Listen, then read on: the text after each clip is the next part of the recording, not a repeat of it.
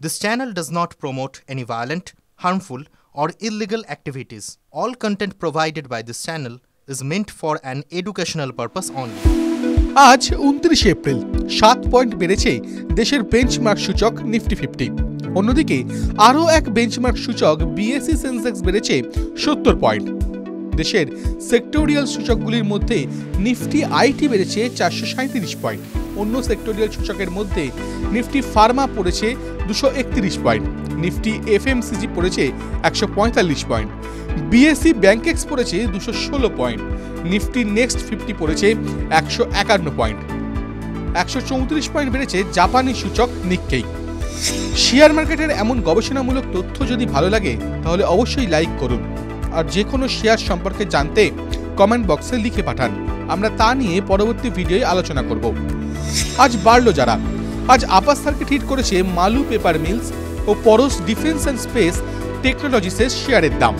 এছাড়াও বেড়েছে data patterns, garden reach ship builders and engineers ও টবোটেকের শেয়ারের দাম। আজ পড়লো যারা।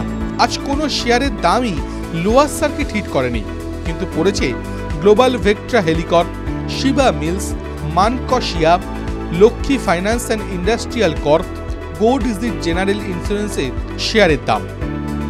বাজারের টুকরো খবর। আজ শেয়ার প্রতি 6 টাকা ডিভিডেন্ড দিয়েছে 361 ওয়াম। আজ চতুর্থ ত্রৈমাসিকের ফল প্রকাশ করেছে Bharat petroleum, CIE automotive.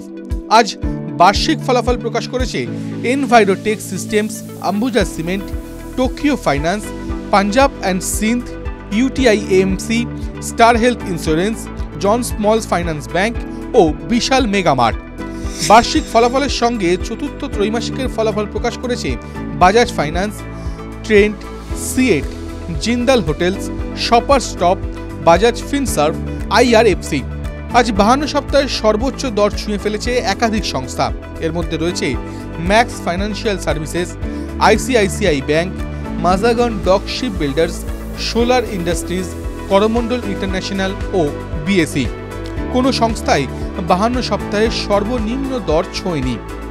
29 April বাজার বন্ধের সময় তথ্য অনুযায়ী শেয়ারে বিনিয়োগ করতে চাইলে সেই শেয়ারের বিষয়ে যথাযথ তথ্য অনুসন্ধান ও অ্যানালিসিস করুন। এই ভিডিও শুধুমাত্র শিক্ষাগত উদ্দেশ্যে। টিভি9 বাংলা বিনিয়োগের কোনো উপদেশ দেয় না। যে কোনো বিনিয়োগই বাজারগত ঝুঁকি সাপেক্ষ, ফলে বিনিয়োগের আগে সমস্ত নথি সাবধানে পড়ে নেবেন, তারপর বিনিয়োগের সিদ্ধান্ত নেবেন। টিভি9 বাংলা ডিজিটাল।